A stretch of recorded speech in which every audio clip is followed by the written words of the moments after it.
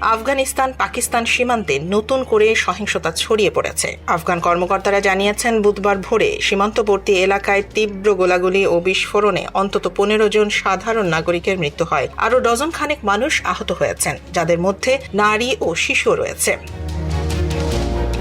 পাকিস্তানের সামরিক বাহিনী এক বিবৃতিতে জানিয়েছে, আফগান তালিবান 4টি স্থানে কাপুরুষোচিত হামলা চালিয়েছে। পাল্টা হামলায় 15 থেকে 20 জন তালিবান নিহত হয়েছে এবং আরও অনেকে আহত হয়েছে। পরিস্থিতি এখনো নিয়ন্ত্রণে আনার চেষ্টা চলছে।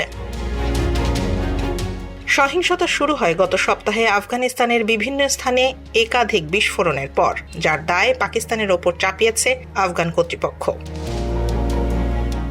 দুই দেশের সীমান্তে এখন উত্তেজনা চরমে। নাগরিকদের নিরাপত্তার জন্য স্থানীয় প্রশাসন সীমান্ত এলাকাগুলোতে চলাচল সীমিত করেছে।